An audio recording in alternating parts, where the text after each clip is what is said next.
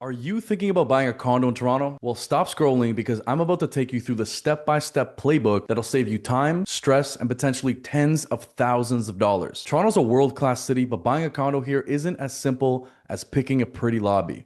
Let's break it down.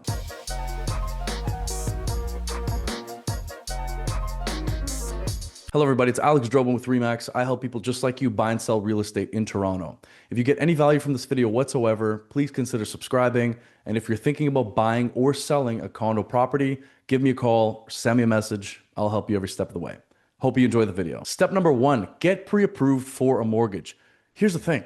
There's absolutely no point in even stepping foot inside of a condo property unless you know exactly how much you can afford.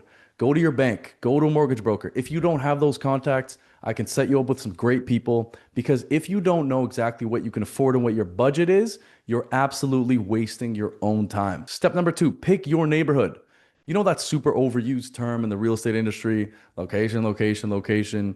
Yeah, it's annoying, but the reason people say it is because it makes sense. Do you want to walk to the lake, be surrounded by cafes and nightlife, or have green space for the family? Liberty Village, High Park, Yorkville.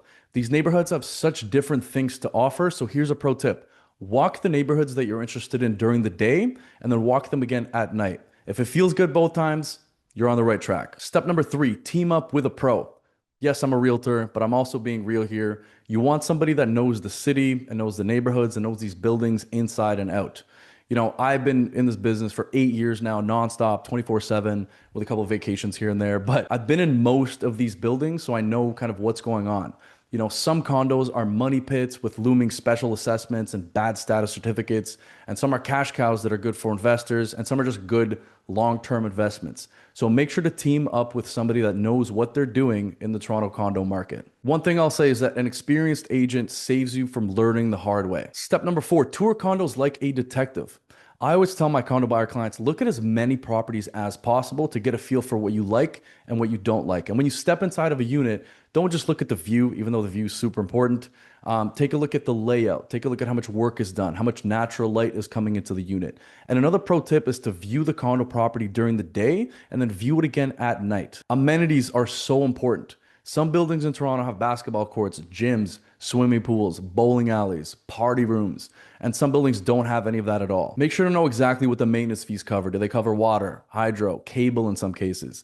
A lot of people just don't check what maintenance fees cover until they buy the unit. So make sure to do that prior to submitting any sort of offer. Step number five, the status certificate review. And this is arguably the most important step of the condo buying process. So say you've looked at a bunch of units. You're like, you know what? I love this location. I love the building. I love the amenities, and I love this unit itself.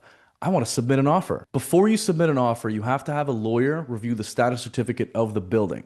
But what's a status certificate? You may ask. The status certificate is basically the report card of the unit. It shows you how much money is in the reserve fund, if there are any special assessments coming up against the condo corp, if there are any lawsuits against the condo corporation, if there's any work that'll be done on the building in the near future. And you want to make sure that the status certificate of the building you're interested in is clean prior to submitting an offer. Step number six, and this is exciting, actually submitting the offer.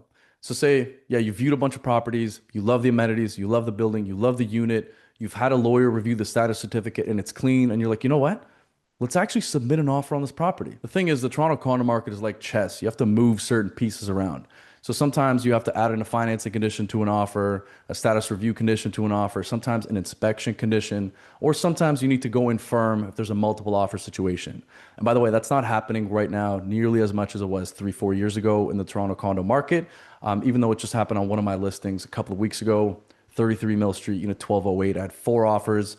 It sold significantly over asking, but that was an anomaly in this market. Right now, you're not getting many multiple offer situations. So, you know, you can put in whatever conditions that you want. So strategy depends on the property, what's happening in the market, your budget. And this is where the right guidance comes into play, because that's where an experienced realtor can save you tens of thousands of dollars. One thing you can't forget about when purchasing a condo property in Toronto is that if you have an offer accepted, you have to have a deposit on hand or deliver a deposit within 24 hours of an accepted offer to the listing brokerage's trust account. Now, usually a deposit is 5 to 7% of the purchase price in the form of a certified check or bank draft made out to the listing brokerage.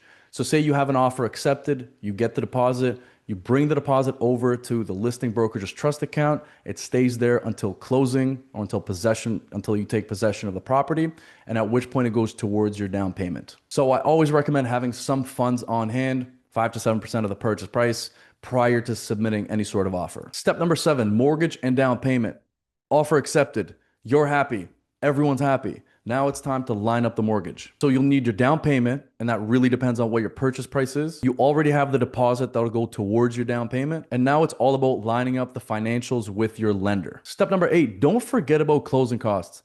A lot of people just forget about closing costs, but I won't let you. Land transfer taxes, lawyer fees, moving, and other miscellaneous things that you're not thinking about in the moment. Step number 9, and this is the most exciting step, closing day. You did it.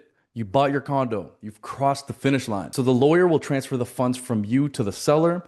The lawyer also transfers the title over to you, and you get your keys. And here's a pro tip. You want to book the elevator in advance or have the seller book the elevator for you, because you don't want to be sitting around waiting all day. That really kills the vibe. Step number 10, make it home. Pop some champagne, unpack, and enjoy the Toronto lifestyle that you just bought into. Thank you so much for watching. If you've enjoyed this video, please consider subscribing. And if you're thinking about purchasing a condo property in Toronto, give me a call or send me a message. I'll help you every step of the way.